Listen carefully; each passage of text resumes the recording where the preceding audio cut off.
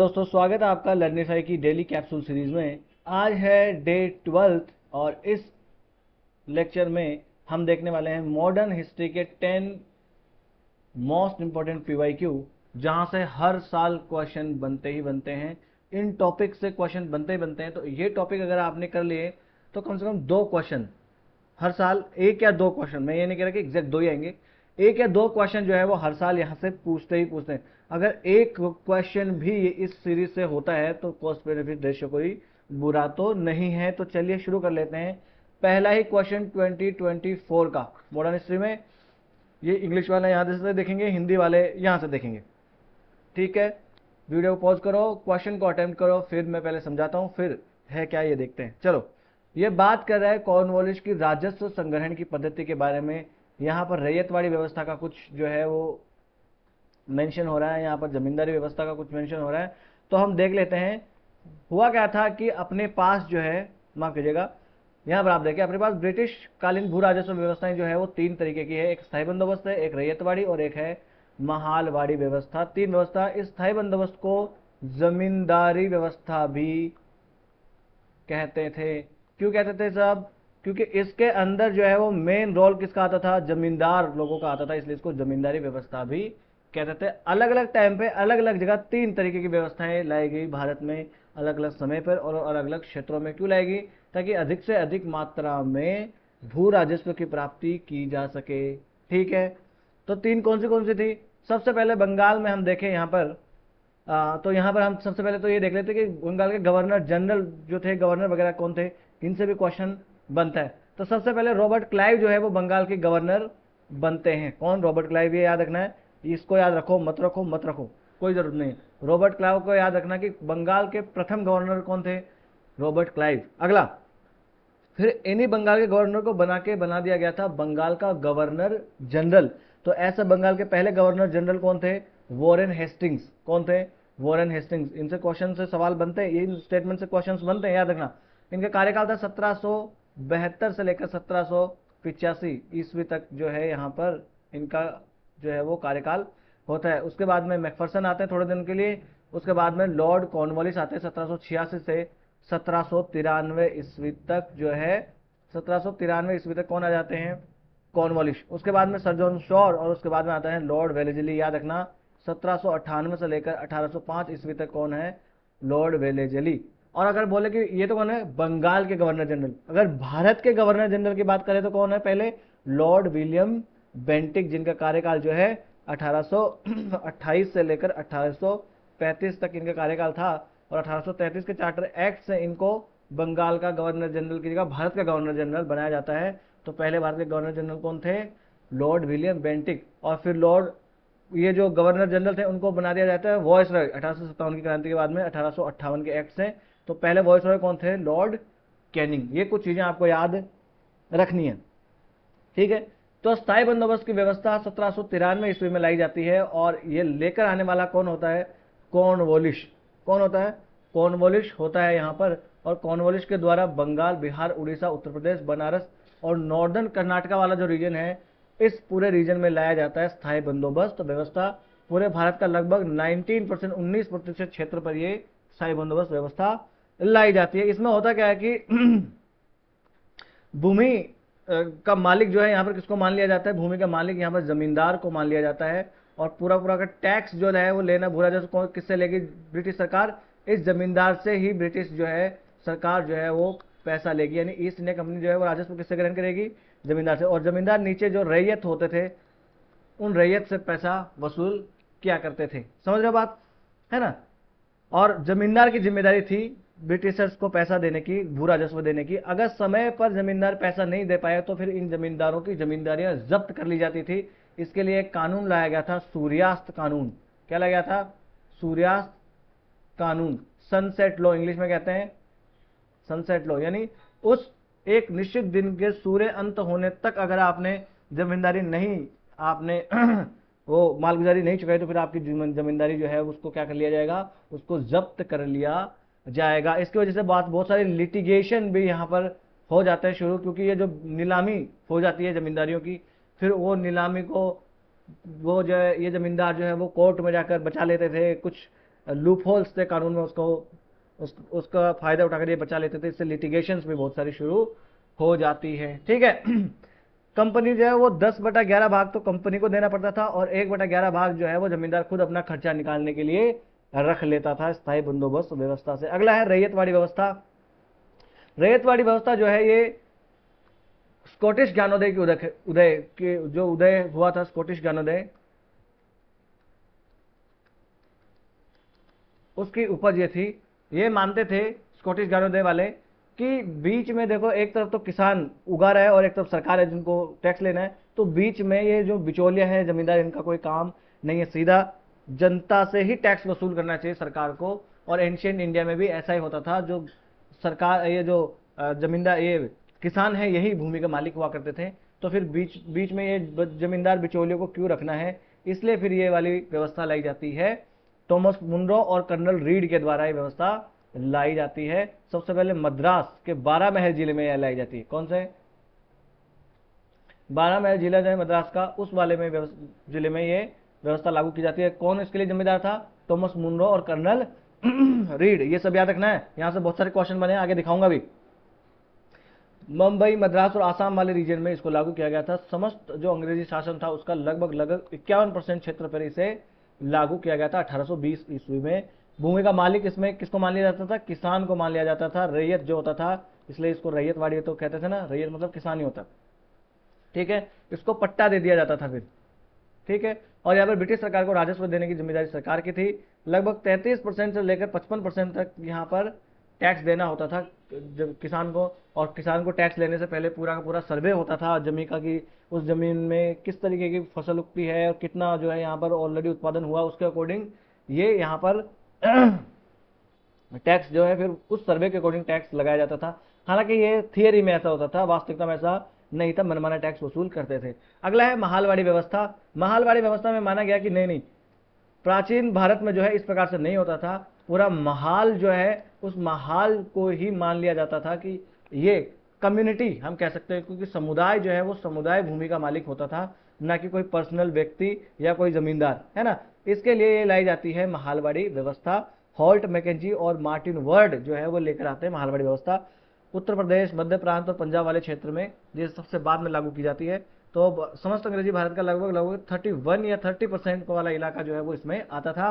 पूरे गांव का अधिकार होता था, महल या गांव, है ना, महल या महाल या गांव जो है उसका पूरा जमींदार पूरा इसमें उसको दिया जाता था भूमि का मालिकाना हक। और पूरे गांव की जिम्मेदारी होती थी कि एक गांव के ऊपर टैक्स डिसाइड करते थे कि मान लीजिए कि खरपड़ी गांव है, तो खरपड़ी गांव के ऊपर मान लीजिए कि ये इन्होंने कह दिया कि 1 लाख रुपए जो है उसका टैक्स इसको देना, तो पूरे खरपड़ी वाले मिलकर जो है वो टैक्स देंगे। अगला है, यहाँ पर समस्त गांव के मुखियाओं की जिम्मेदारी थी राजस्व देना। लगभग 60% के आसपास राजस्व यहाँ देना पड़ता था।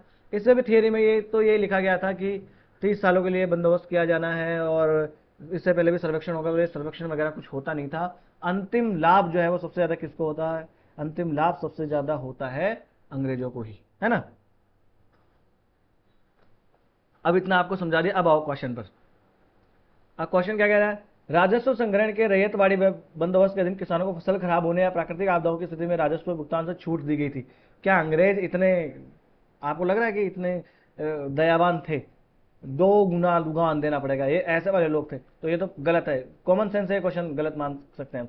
अगला है, बंगाल स्थायी बंदोबस्त के अधीन यदि जमींदार नियत तिथि पर उससे पहले राज्य को राजस्व का भुगतान करने में विफल रहता तो उसे उसकी जमींदारी से हटा दिया जाता। बिल्कुल, सूर्यास्त कानून याद करो। क्या? सूर्यास्त कानून। तो इसमें सिर्फ और सिर्फ 2 आंसर होने वाला है। चलो आगे आ जाते हैं, सेकंड क्वेश्चन। चलो 2023 का क्वेश्चन करो अटेम्प्ट इसे। क्वेश्चन क्या है? निम्नलिखित में से किस एक एक्ट द्वारा बंगाल के गवर्नर जनरल को भारत के गवर्नर जनरल के रूप में अभिहित किया गया था? अब तक मैं पढ़ा रहा हूँ तो तुमको लग रहा होगा कि मास्टर बकवास कर रहा है, इतने इजी थोड़ी क्वेश्चन आते हैं। 2023 का ही पेपर है, और सोचो ये बहुत टफ पेपर आया था। और ये वाले क्वेश्चन जो है आपके लिए ओएसिस साबित होने वाले हैं। पूरे मरुस्थल में, ओएसिस समझते हो ना, मरुस्थल में थोड़ा सा पानी का जगह मिल जाए उसे ओएसिस कहते हैं, तो ये ओएसिस साबित होने वाले ऐसा क्वेश्चन आपके लिए, समझ रहे हो। पूरे भुखमरी में ये आपके काम देंगे ये क्वेश्चन। कितना टफ पेपर था 2023 का, ये इतना इजी है कि इससे इजी कोई क्वेश्चन हो नहीं सकता। कौन सा एक्ट था जिसने गवर्नर जनरल को बंगाल के गवर्नर को भारत का गवर्नर जनरल बना दिया था? बताओ। रेगुलेटिंग एक्ट 1773 का था क्या? पिट्स एक्ट 1784 का था क्या? बताओ। 1773 के एक्ट ने तो बंगाल के गवर्नर को बंगाल का गवर्नर जनरल बनाया था, और ऐसा कौन थे? वॉरेन हेस्टिंग्स पहले थे। और पिट्स इंडिया एक्ट ने ऐसा कुछ नहीं बनाया, 1793 ने ऐसा कुछ नहीं बनाया। 1833 के चार्टर एक्ट ने बंगाल के गवर्नर को बंगाल के गवर्नर जनरल को भारत का गवर्नर जनरल बना दिया। और ऐसा कौन थे पहले? William Bentinck. अच्छा आदमी था ये। विलियम बेंटिक जो है ये पहले भारत के गवर्नर जनरल थे। तो वॉइस राय कौन थे? सर अभी तो बताया था 1858 की क्रांति के बाद में जो है यहाँ पर कैनिंग, लॉर्ड कैनिंग जो है उनको वॉइस राय बना दिया जाता है। तो यहाँ से क्वेश्चन आते हैं, मास्टर हवा में बातें नहीं करता है, इजी सा क्वेश्चन है यहाँ से, ये तो आपको गलत करना ही नहीं है। चलो इसको अटेम्प्ट करो क्वेश्चन को। मॉडर्न हिस्ट्री पढ़ते हैं तो ऐसा क्वेश्चन से आपका सामना बिल्कुल होता है। चलिए, निम्नलिखित में से कौन सा कथन 19वीं शताब्दी के पूर्वार्ध में, 19वीं शताब्दी का पूर्वार्ध का मतलब समझ लो क्या हो गया? 19वीं शताब्दी मतलब 19वीं शताब्दी मतलब 1800 से लेकर 1900 के बीच में कोई बात हो रही है। और 19वीं शताब्दी का पूर्वार्ध का मतलब हो गया यानी 1850 ईस्वी के अराउंड वाली बात हो रही है, इससे पहले वाली बात है ना, यानी 1800 से लेकर 1850 तक की बात इसमें हो रही है।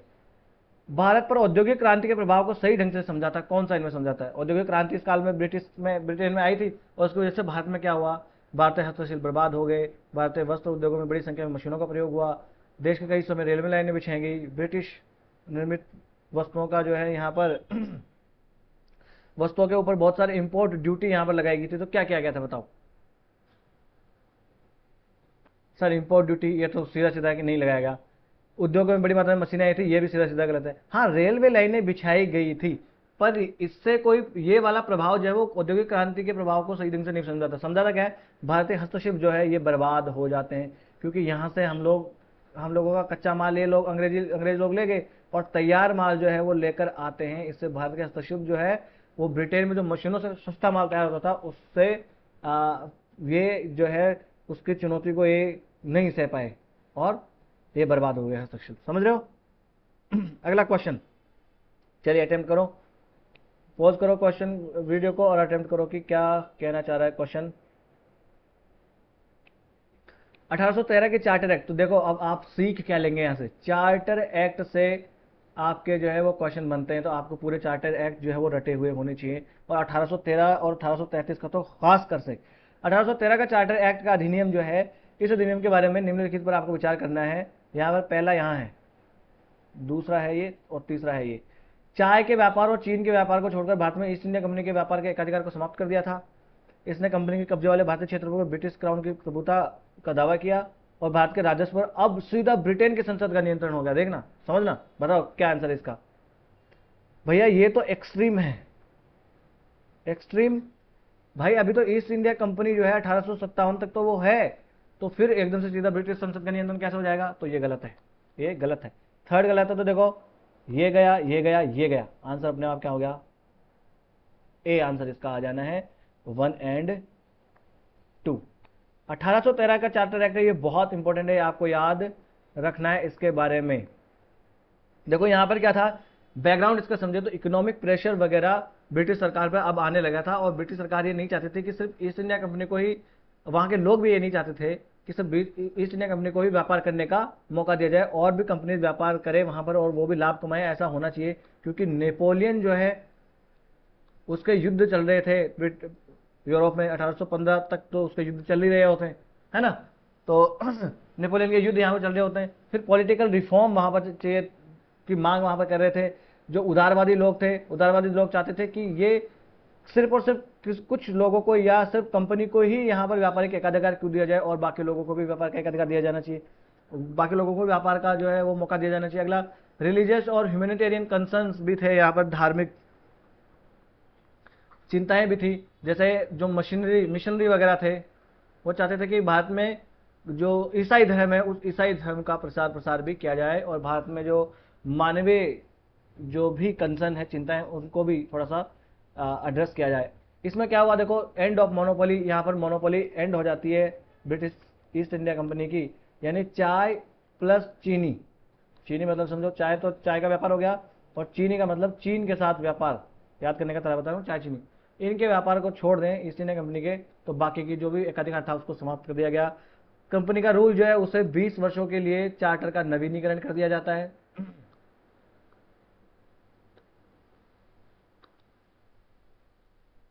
यानी अब कब देखा जाएगा, 1833 में आगे देखा जाएगा, इस एक्ट के माध्यम से देखा जाएगा। फिर पहली बार दुनिया में एजुकेशन के लिए कोई फंड दिया जाता है 1 लाख रुपए का, वो भी 1 लाख रुपए का यहां पर जो है वो फंड दिया जाता है, 1 लाख रुपए का फंड एजुकेशन के लिए यहां पर दिया जाता है। ईसाई मिशनरी जो थी उनको भारत में आने की अनुमति दे दी गई थी कि आप जाओ भारत में, और भारत में जाकर आप जो है वो एजुकेशन वगैरह दे सकते हैं। अगला, ब्रिटिश टेरिटरी जो थी, ब्रिटिश भारतीय क्षेत्र था, उस क्षेत्र के ऊपर ब्रिटिश संप्रभुता को और क्लियरली डिफाइन कर दिया गया था कि ये ब्रिटिश क्षेत्र है, ठीक है ना। अगला, फिफ्थ क्वेश्चन अटेम्प्ट करो। प्लासी टू पार्टीशन एक बुक है शेखर बंदोपाध्याय वाली, उस बुक में सारे क्वेश्चंस के आंसर मिल जाते हैं, वहां पर ज्यादा आपको सोचना भी नहीं पड़ता इतना सा।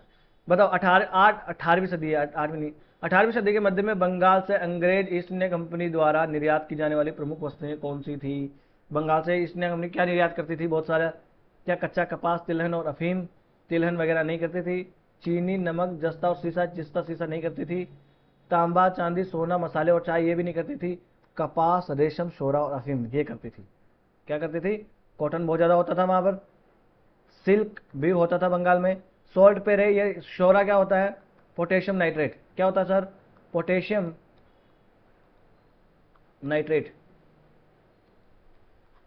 अरे सीधा सीधा सी बात कहो कि इससे बारूद बनाया जाता था, ये इसका एक्सपोर्ट करती थी। ओपियम है ना, अफीम, अफीम के लिए तो चाइना से लड़ाई लड़ी थी अंग्रेजों ने, यानी लड़ाई लड़के चाइना वालों को हराया और उनको बोला कि भाई साहब बताओ अब हमसे अफीम खरीदोगे कि नहीं खरीदोगे? तो हरा के बोला कि बताओ खरीदोगे नहीं खरीदोगे? तो चाइना वालों ने कहा कि भाई अब तो खरीदेंगे, हार ही गए। तो आंसर क्या होने वाला है इसका? कपास, रेशम, शोरा और अफीम जो है इसका एक्सपोर्ट वो ज्यादा करते थे, यहाँ पर लिखा भी हुआ है, आप पढ़ लेना। चलिए नेक्स्ट क्वेश्चन, पॉज करो और अटेम्प्ट करो। कौन सा कथन लॉर्ड वेलेस्ली द्वारा शुरू की गई सहायक संधि प्रणाली? ये तो सब पढ़ते हैं यार, अगर आप प्रीलिम्स देने वाले हैं तो सहायक संधि प्रणाली क्या है, राज्य हड़प नीति वगैरह जो है ये क्या है ना। सहायक संधि प्रणाली वेलेस्ली लेके आया था, लॉर्ड वेलेस्ली। और यहां पर राज्य हड़प नीति कौन लेके आता है? चलो पहले इसका आंसर दो आप। क्या था?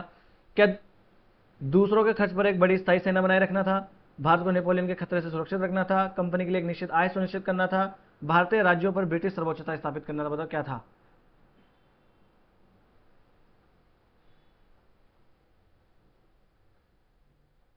कौन सा लागू नहीं होता इस पर? क्या था? कौन सा लागू नहीं होता? क्वेश्चन है कि कौन सा लागू नहीं होता, बताओ क्या है? सर नहीं पता। देखो इसमें कंपनी के लिए एक निश्चित आय सुनिश्चित करना इसका बिल्कुल उद्देश्य नहीं था, बल्कि इसका, इस सहायक संधि में होता क्या था, ये सब्सिडियरी अलायंस जिसे कहते हैं, इसमें क्या था? Military support. ये था कि जो वो स्थानीय राजा वगैरह होते थे, उन राजाओं को, आप कहोगे सर इंग्लिश में लेके आ रहे हो, हिंदी में भी नहीं समझा, तो हिंदी में रहो ना। रूलर्स मतलब राजा, मिलिट्री सपोर्ट का मतलब होता है सैन्य सहायता।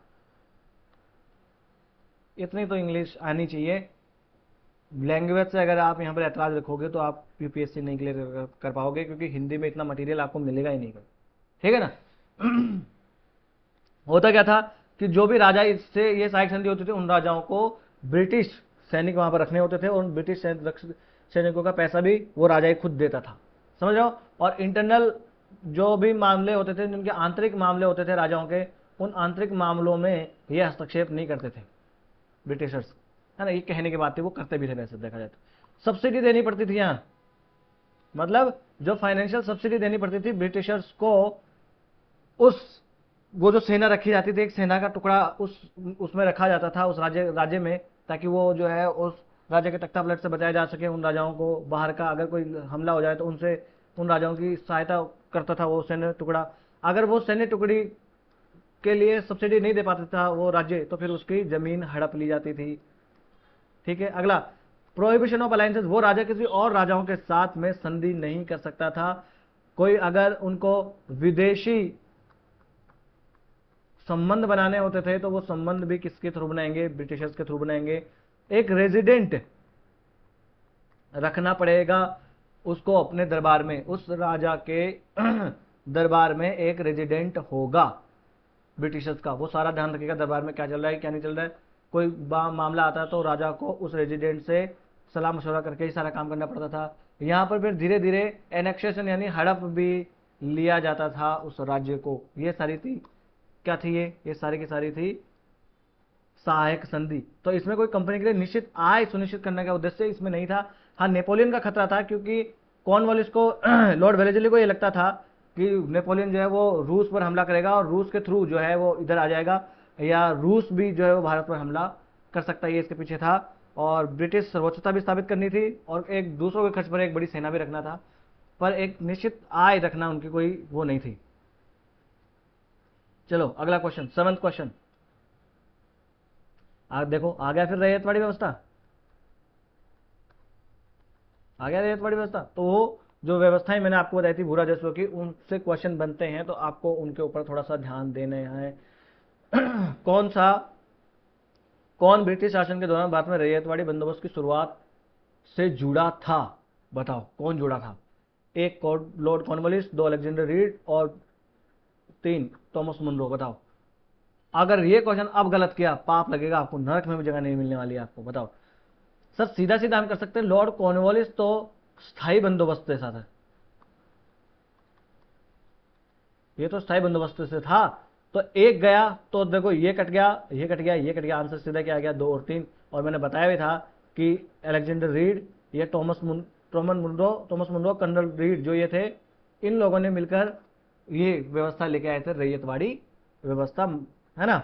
चलिए अगला question, 8th question, ryotwari settlement के बारे में है ये। फिर रैयतवाड़ी व्यवस्था के बारे में क्वेश्चन आ गया, हिंदी का आंसर नहीं मिली इसकी हिंदी। चलो, रैयतवाड़ी व्यवस्था के बारे में कौन सा कथन सही है। यहाँ पर जो वसूल किया जाता था राजस्व या जो किराया चुकाया जाता था, वो डायरेक्टली जो है वो किसान के द्वारा चुकाया जाता था, किसान के द्वारा चुकाया जाता था सरकार को, ब्रिटिश सरकार को। ये पहला स्टेटमेंट कह रहा है। दूसरा स्टेटमेंट कह रहा है कि यहाँ पर जो रैयत थे उन रैयत को पट्टा दिया जाता था, गवर्नमेंट पट्टा देती थी।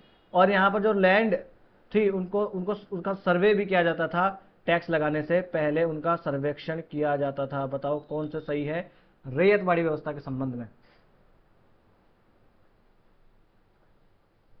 सारे के सारे सही है सर। इसमें रेंट जो है वो पीजेंट खुद देता था, मैं बताया रैयतवाड़ी व्यवस्था में रैयत किसान खुद देगा, महलवाड़ी व्यवस्था में पूरा महल या गांव देगा, और स्थायी बंदोबस्त में जमींदार देगा। समझ रहे हो, गवर्नमेंट जो है यहाँ पर रैयत को पट्टा देती थी, बिल्कुल पट्टा देती थी, है ना। और यहाँ पर इसमें प्रोविजन तो ये था कि टैक्स लगाने से पहले पूरा सर्वेक्षण उस भूमि का किया जाएगा। तो देखो क्वेश्चन ऐसे बनते हैं, तो अब इनको ठीक से पढ़ लेना, यहाँ से बहुत सारे क्वेश्चन बनते बनते। 9th क्वेश्चन देखेंगे, फिर से आप देखेंगे तो लैंड सेटलमेंट से रिलेटेड क्वेश्चन यहाँ पर बना है, और ये फिर आ गया लॉर्ड कॉर्नवालिस से रिलेटेड, देखो है ना। लॉर्ड कॉर्नवालिस क्या बताया इसने, स्थायी बंदोबस्त इसने लागू किया था, या इसे जमींदारी व्यवस्था भी कहते हैं। इसके बारे में याद करो क्या है।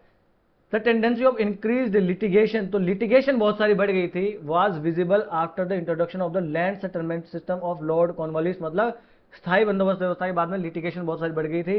The reason for this is normally trace to which of the following provision. तो इसके पीछे कारण क्या था जो लिटिगेशन बहुत सारी बढ़ गई थी। क्या जमींदारों को ज्यादा पावर दे दी गई थी यहाँ पर रैयत जो रैयत थे उनके तुलना में। ईस्ट इंडिया कंपनी जो है उनको जमींदारों के ऊपर ज्यादा पावर दे दी गई थी, या यहाँ पर जुडिशियल सिस्टम जो था उसको ज्यादा एफिशिएंट बना दिया गया था, न्यायिक व्यवस्था को। बताओ क्या आंसर है इसका, या नन ऑफ द अबव।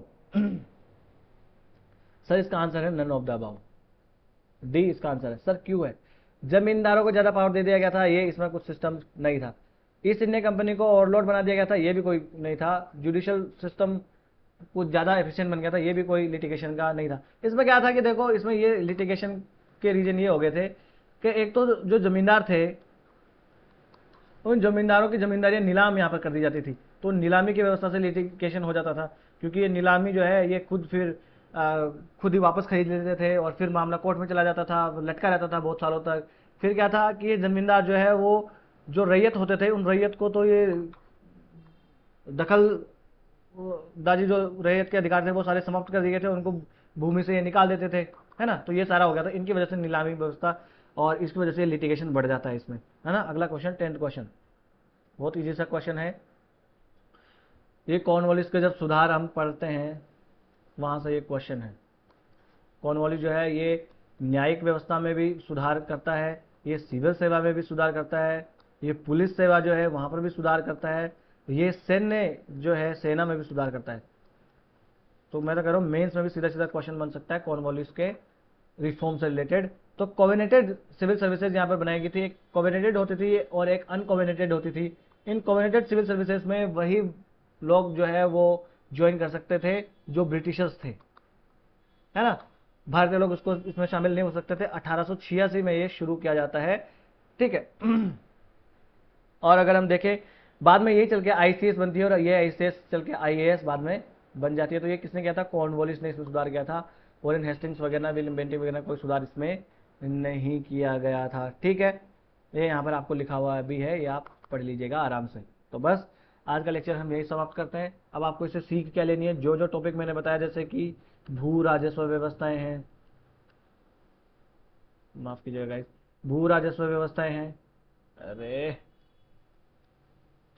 ये आपको पता होनी चाहिए। साथ ही साथ आपको जो महत्वपूर्ण जो गवर्नर जनरल और हैं इन्होंने क्या क्या रिफॉर्म्स किए थे वो सारे याद होने चाहिए, समझो। एक बार तो मेंस में डलहौजी का क्वेश्चन आ गया था, राज्य हड़प नीति वाले यही डलहौजी है, इनके रिफॉर्म से रिलेटेड क्वेश्चन मेंस में आ गया था।